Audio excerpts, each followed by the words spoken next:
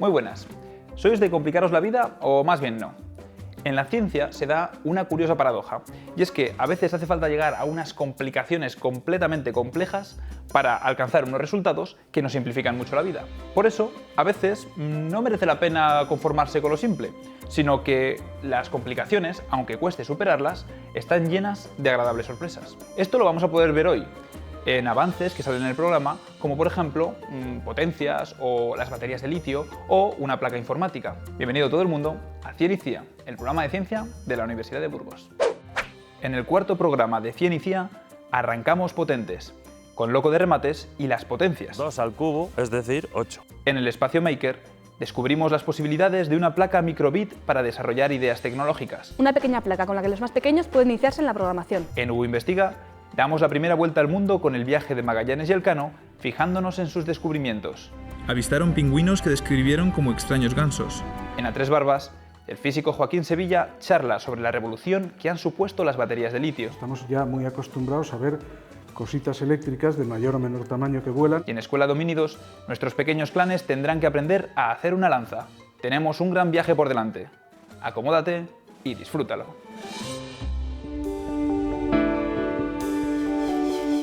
Para empezar hoy os propongo un dilema. ¿Qué prefieres? ¿Cobrar 500.000 euros al mes? ¿O esta manera de tener un sueldo? El primer día del mes te doy 1 céntimo. El segundo el doble, 2. El tercero el doble de 2, 4 céntimos. El siguiente 8 céntimos y así hasta que acabe el mes, con sus 30 días. Mientras vas pensando, ¿sabes quién dijo lo de pienso luego existo? Vamos a hablar de Descartes. Descartes fue un físico, filósofo y matemático del siglo XVII que, entre otras cosas, fue el primero en trabajar la óptica desde un punto de vista geométrico y también fue quien inventó los ejes de coordenadas, también llamados cartesianos. Y de tanto pensar, un día pensó algo que tú y yo hemos pensado muchas veces: ¿cómo puedo hacer para trabajar lo menos posible? Y es que, harto de hacer cálculos repetitivos, ideó una manera de abreviar las multiplicaciones de un número por sí mismo.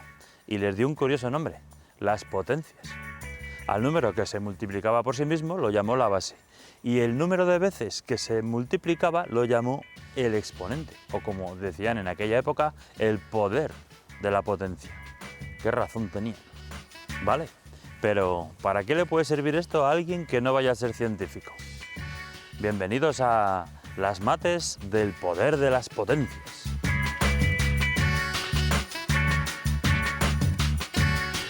Vamos a hablar de un juego. Parece ser que el ajedrez se inventó en la India y que la versión actual empezó a jugarse más o menos sobre el año 600 después de Cristo.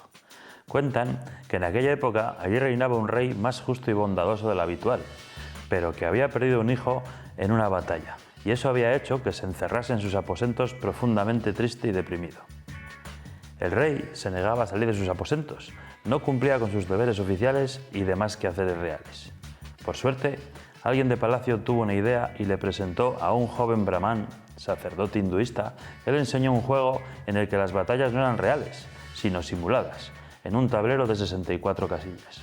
Esto inmediatamente captó la atención del taciturno rey, quien, a base de jugar con él, se fue olvidando de su pesar y las cosas volvieron a la normalidad. Joven amigo, estoy tan agradecido por tu ayuda que quiero compensarte. Pídeme lo que quieras, que te será concedido. Majestad, lo que me gustaría es trigo para mi comunidad. Y me gustaría usar la base de este tablero para pedir el deseo. Por tanto, le pediría poner 1 grano de trigo en la primera casilla, 2 en la segunda, 4 en la tercera, y así ir multiplicando por 2 la casilla anterior hasta completar las 64 casillas del tablero.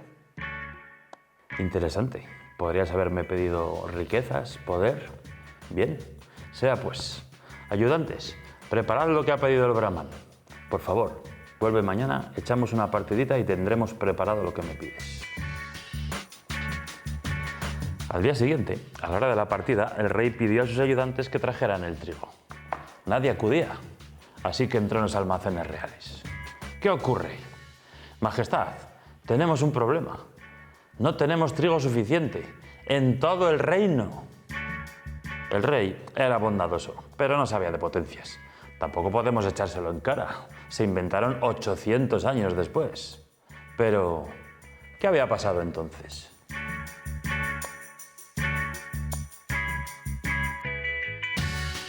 Venga, pues vamos a echar unas cuentas, pero aproximadamente, sin agobiarnos.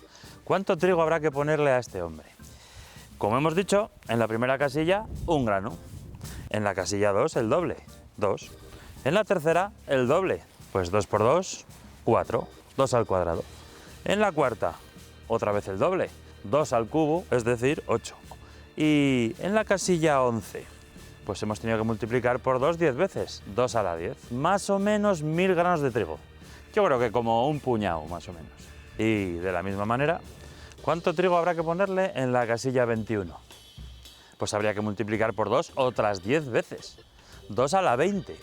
Como 2 a la 10 es 1000, 1000 puñados de trigo, más o menos un saco. Y en la casilla 41, ¿cuánto trigo hay que ponerle? Habría que multiplicar por 2 otras 20 veces. Estas 20 veces más 2 a la 20 de antes, 2 a la 40. 2 a la 20 era 1.000.000. Más o menos un saco de trigo. Así que 1.000.000 por 1.000.000, 1.000.000.000. 12 ceros.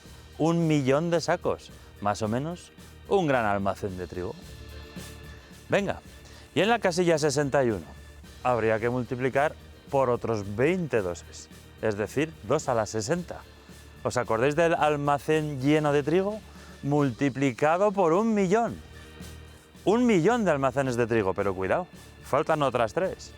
Otros 3 doses son 8 trillones de granos de trigo, como 8 millones de almacenes llenos de trigo. 18 ceros. Pero espera, que no hemos acabado todavía. Los 8 trillones eran solo en la última casilla, pero es que falta sumarlo todo. ¿Te animas? Salen 18 trillones de granos de trigo. Se calcula que para haber pagado a este hombre habría que cultivar la tierra entera de trigo durante 80 años. No me digas que no es potente. Así que, volviendo al asunto original del sueldo y haciendo unas cuentas muy parecidas a las del ajedrez, veréis que si cobramos el primer día 1 céntimo, el segundo día del mes 2 y así hasta llegar al día 30, acabaríamos cobrando 5 millones de euros. 10 veces más que los 500.000 fijos que os decíamos. El invento de Descartes nos sirve para poder trabajar con estos números tan grandes que salen de forma más o menos sencilla. Y la próxima vez que oigas a alguien hablar de un crecimiento exponencial a la ligera, acuérdate de la historia del ajedrez y del poder de las potencias.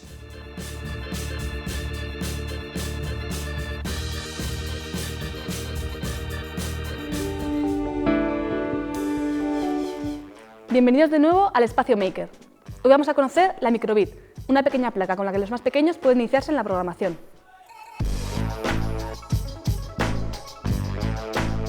Esta plaquita fue diseñada por la BBC y repartida por los colegios de Reino Unido dentro de una iniciativa para enseñar a los niños programación. Es muy fácil de utilizar por varios motivos. En primer lugar, se puede programar directamente desde el navegador, así que no hay que instalar ningún programa en nuestro ordenador. Podemos programarlo tanto por bloques como en Python. Además, tiene un montón de componentes integrados que facilitan mucho crear proyectos. Os voy a explicar qué componentes integrados tiene. En primer lugar, tenemos 2 botones. Tenemos también una matriz LED en la que podemos enseñar números, figuras, palabras y que además nos sirven como sensor de luz. Y por aquí podemos ver el resto de componentes que tiene. Tiene acelerómetro, tiene radio, tiene Bluetooth y también tiene un sensor de temperatura. También es interesante que tenemos 3 pines disponibles a los que podemos conectar cualquier tipo de componentes. Estos pines son pines especiales para los cables de cocodrilo, por lo que es muy fácil hacer estas conexiones. Ahora vamos a ver cómo podemos programar nuestra placa microbit. Para ello tenemos que ir al ordenador. En el navegador escribimos MakeCode. Accedemos al primer enlace que nos aparece, que se llama Microsoft MakeCode for Microbit, y damos a Crear proyecto.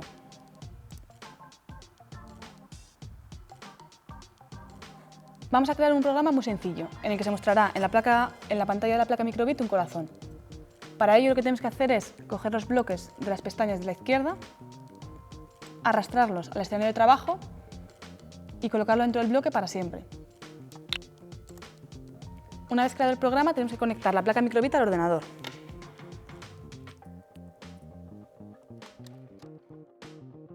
Y tenemos que vincular la placa. Damos a Ajustes, Per Device y seleccionamos la placa a vincular. Una vez hemos hecho esto, damos a Descargar para cargar nuestro programa a la placa. Cuando doy a descargar, el LED parpadea porque se está cargando el programa y ya lo tenemos. Vamos a ver el ejemplo de un proyecto de una farola automática. Para ello vamos a conectar el LED a la microbit mediante los pines. Conectamos la patita larga del LED al pin 0 y la patita corta al pin GND o tierra. Y vamos al ordenador, donde vamos a crear la programación. En primer lugar, arrastramos el bloque condicional en la pestaña lógica y vamos a establecer la condición de que si el nivel del valor de luz es menor que 128, el LED se encienda y en caso contrario se apague. De esta manera lo que conseguiremos es que cuando haya poca luz, el LED se encienda.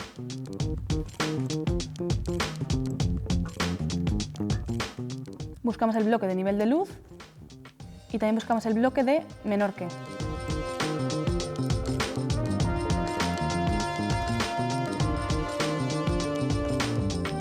Para encender y apagar el LED utilizaremos el bloque Escribir pin digital, que está bajando un poquito en el apartado Pines.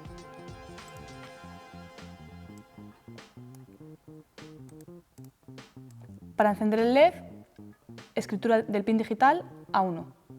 Para apagar el LED, ponemos el bloque escritura del pin digital a 0. Ya tenemos el programa hecho y vamos a cargarlo a ver si funciona.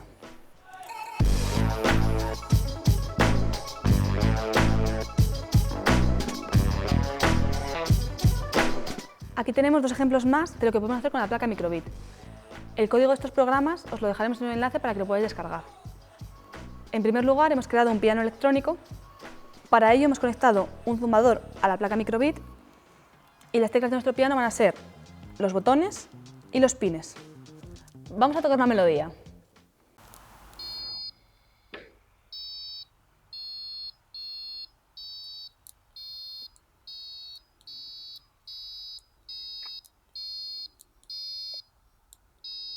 En el siguiente proyecto vamos a controlar el movimiento de un servo con la inclinación de la placa.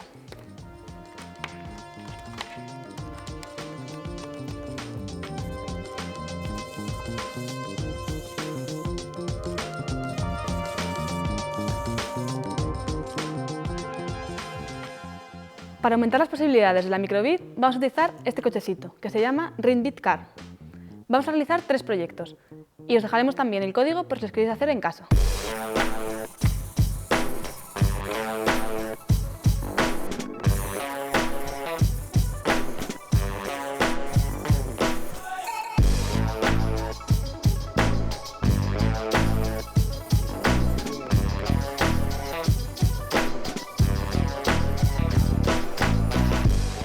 Como hemos visto, esta placa es pequeña pero matona. Podemos hacer un montón de cosas con ella.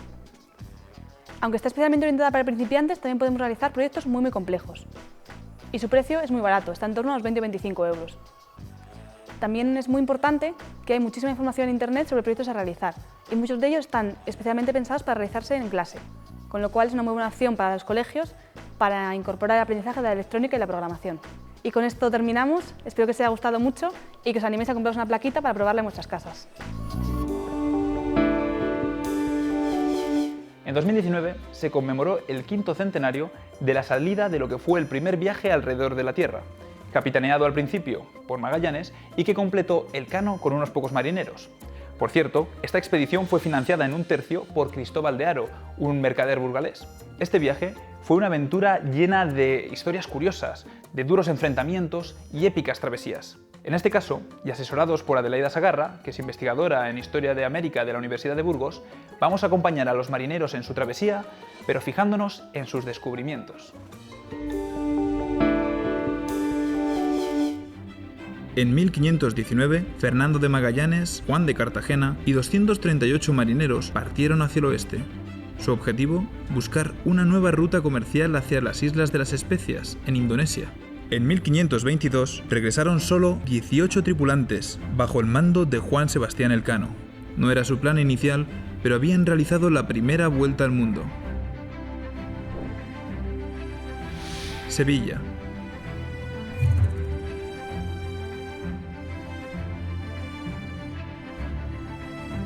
Cinco barcos parten rumbo a lo desconocido: Santiago, San Antonio, Trinidad, Concepción y Victoria.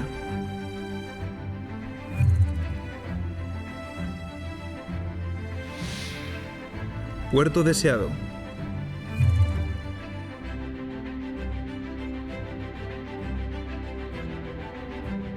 Los expedicionarios ven por primera vez lobos marinos.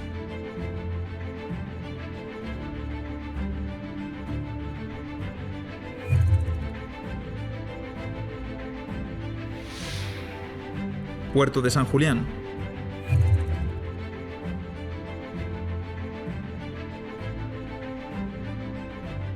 Les impresiona la estatura de los nativos y los llaman gigantes patagones.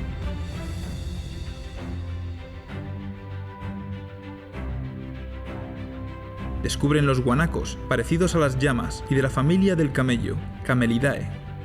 Magallanes controla un motín y ejecuta o abandona a sus principales instigadores.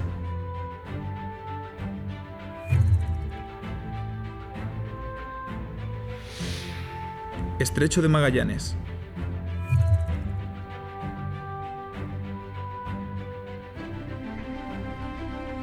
Avistaron pingüinos que describieron como extraños gansos.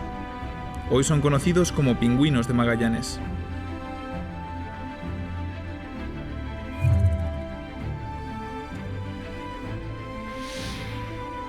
Cabo el Deseado.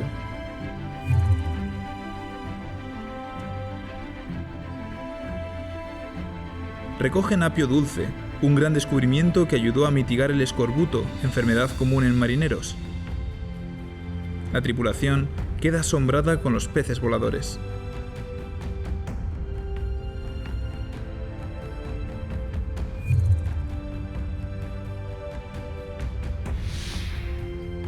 Océano Pacífico.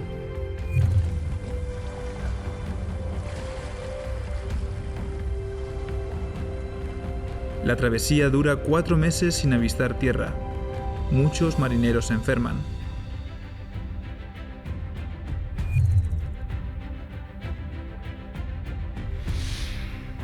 Islas Filipinas.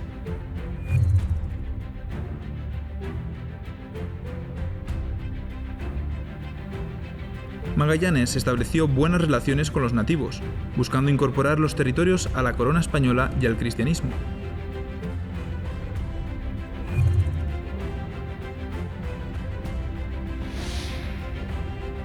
Isla de Mactán.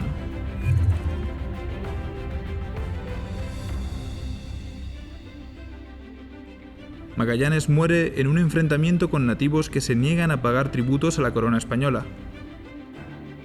Elcano lo sustituirá más adelante como dirigente de la expedición.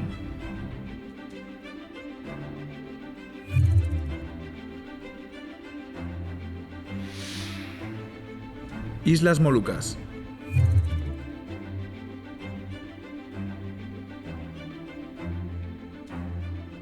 Avistaron unas aves de vivos colores que los nativos llamaban bolondinata, es decir, pájaros de Dios. Hoy se conocen como aves del paraíso.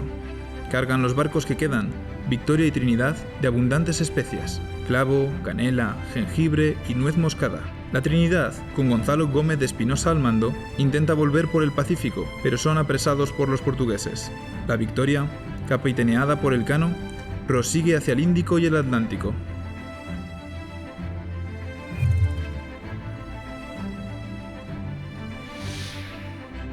Sanlúcar de Barrameda.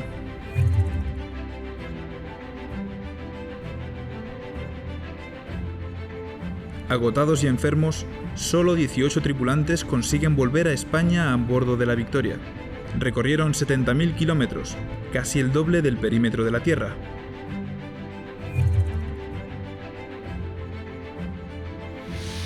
Sevilla.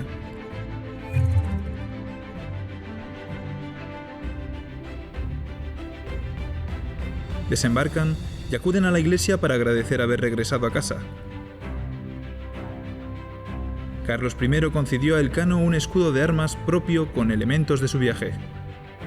Incluyó la leyenda Primus circumdedisti me, es decir, fuiste el primero que la vuelta me diste.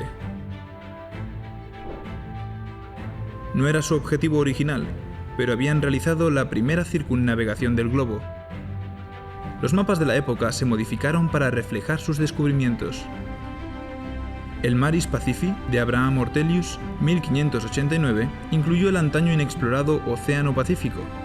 García de Toreno creó, en 1522, el primer mapa donde figuran las Islas Filipinas. El plano Padrón Real de Diego Rivero estuvo muy influenciado por el viaje. Al estar basado en observaciones empíricas, está considerado el primer mapa científico del mundo. Este viaje supuso quizás la mayor hazaña marítima de la historia. Complicarse para simplificar. Es de lo que hablaba al principio, y este tema es un buen ejemplo. Han hecho falta muchos años, mucha ciencia y muchos científicos para llegar a desarrollar las baterías de litio que actualmente hoy todos usamos. De estas baterías nos habla Joaquín Sevilla.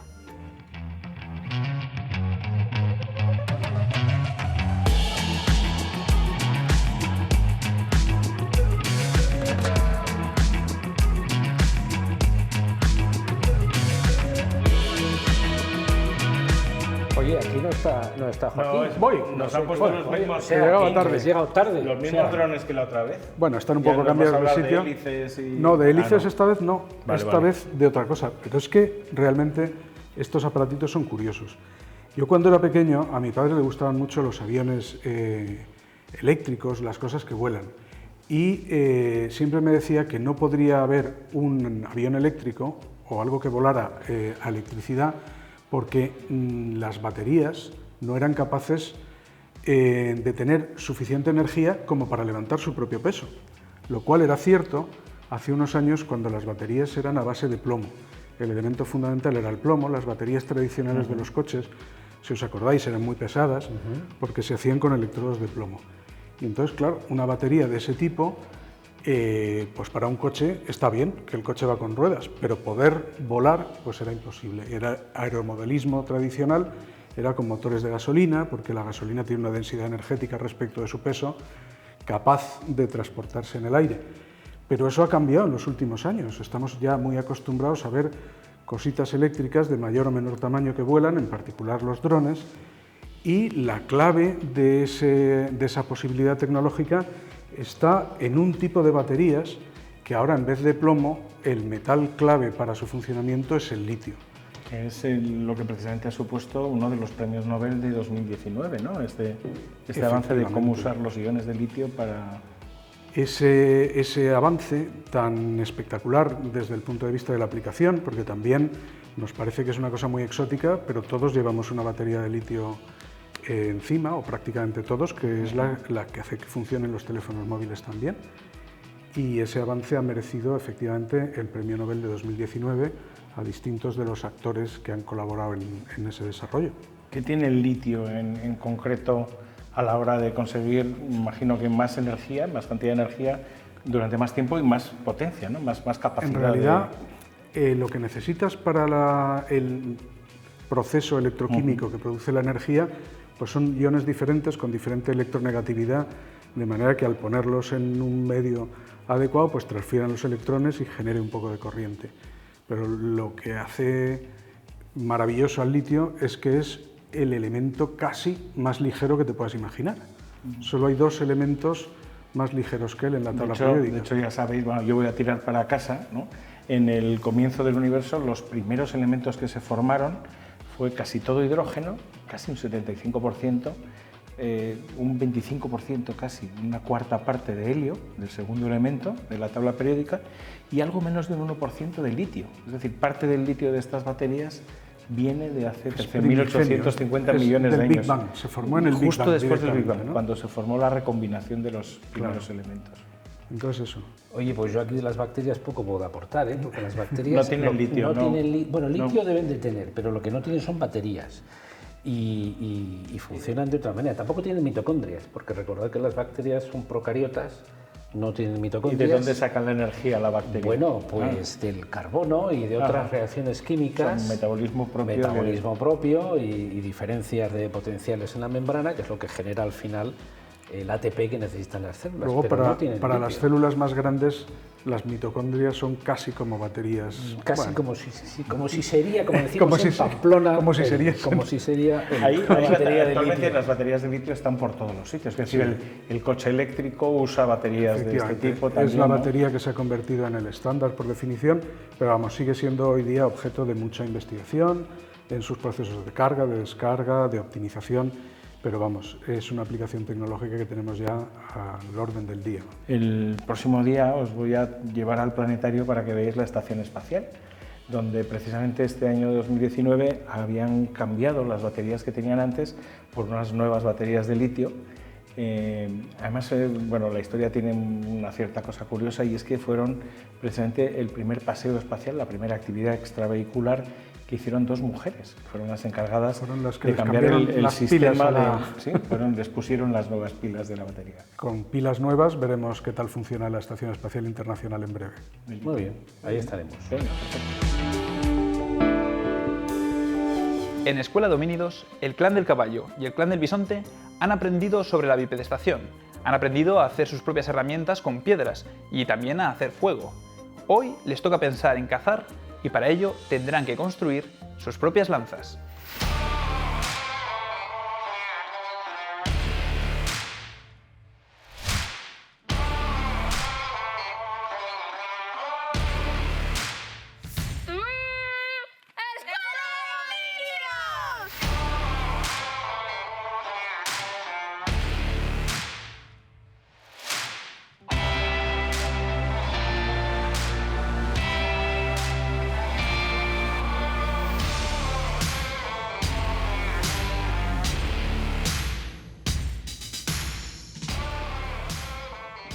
Bueno chicos, pues mirad, yo os voy a contar una de las partes quizás que más incertidumbre han generado, y era cómo los grupos humanos eran capaces de cazar grandes herbívoros.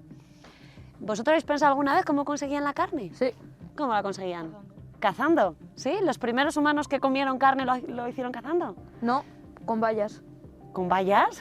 Con vallas y cultivaban. Uy, madre, me parece a mí que eso va a ser un poco más adelante. Mirad, los primeros humanos que se alimentaron de carne lo hicieron carroñando, pero pronto se van a ir dando cuenta que tienen la capacidad de ir creciendo, de ir cazando a medida que su cerebro va creciendo. ¿Y cómo lo hicieron? Bueno, pues la verdad es que es una incertidumbre las primeras veces, pues quizás cazando pequeños animales con piedras. Probablemente enseguida buscaron la manera de cazar los grandes herbívoros fabricando las lanzas. ¿Sabéis lo que es una lanza? Sí. ¿Qué es una lanza? Casi lo mismo que una jabalina. Casi solo lo mismo con que una punta. jabalina, muy bien. La mayor parte de la gente siempre me dice, es un palo. Bueno, pues efectivamente es un palo, pero no un palo cualquiera. Le hemos tenido que trabajar para que sea efectivo a la hora de acechar a los animales. Yo creo que lo mejor, para que entendáis la complejidad en la elaboración de una herramienta como esta, lo mejor es que busquéis para empezar la materia prima. Así que si os parece, os tenéis que perder por el bosque y intentar buscar aquella rama que consideréis que va a ser la mejor para fabricar una lanza. Venga, que se nos echa el día. ¡Vamos!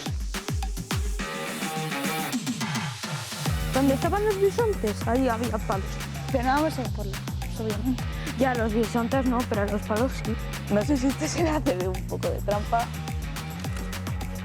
Va. Nada, están podridas. ¿Dónde querías ir tú? A ver. No, ya no.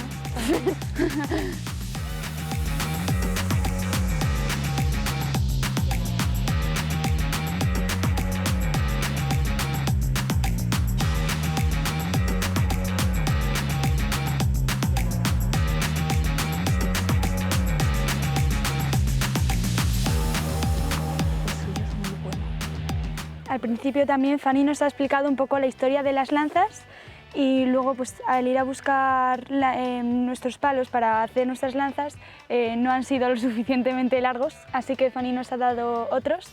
Pues yo te diría que si te acercas con esto a un bisonte, por no elegir un mamut, probablemente el que iba a correr delante ibas a ser tú y no él. Sí, era bastante complicado encontrar un palo en condiciones. Pero ha dicho que tampoco estábamos buscando en una parte en la que hubiese muchas oportunidades de encontrarlo. La verdad es que, sabiendo que no estabais en el ambiente más apropiado, porque esto es un robledal de Quercus pyrenaica y casi todas las ramas pues, son bastante callosas y enrevesadas, he bajado a buscaros yo un material que sí que os va a servir. Mirad, si os dais la vuelta podéis coger esos palos que tenéis. Y luego les hemos quitado todas las hojas y luego les hemos pelado la corteza, se la hemos quitado y luego pues hemos aprendido que la punta no es la punta de la rama, sino que es el culo, por donde está conectado con el árbol, la raíz, al revés. Ah, no, sí, es como te decía. Se ha visto que ellos elaboraban la punta en la zona más baja de la rama, que es donde los anillos están más compactados y es más densa y más dura la madera. Así que tenemos que empezar a quemar por ese lado. Espera, déjame... Esto nos va a llevar bastante rato, así que simplemente tenéis que colocarla en el interior de la hoguera y una vez que la veáis ya negra, la vais dando vueltas poquito a poquito. Venga, ayudaros un poco entre los dos. Poquito a poquito, suavecito, ¿no? Y según tengáis la punta negra, tenéis que ir sacándola, la vamos poco a poco raspando con el siles. ¿Alguno? Eso es, venga, ahí, perfecto. Vamos a poner un poquito más de madera.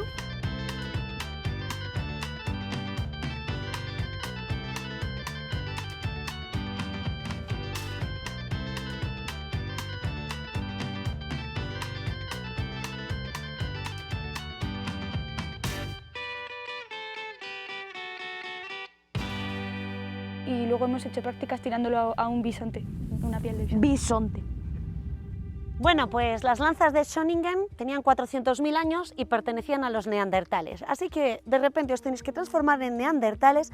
Ahí al fondo tenéis un mamut gigante. Así que con vuestras nuevas lanzas fabricadas tenéis que darle caza.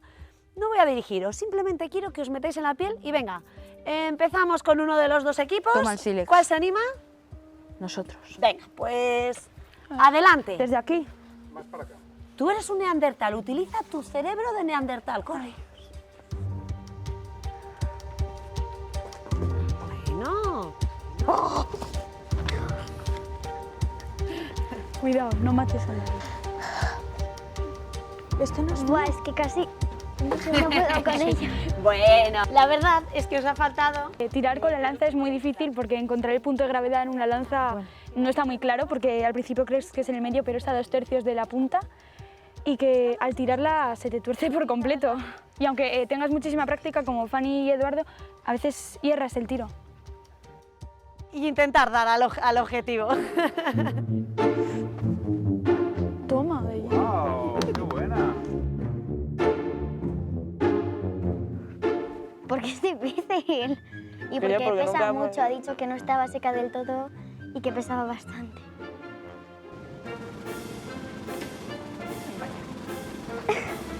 Uy. Quedas tú. 2 y 3.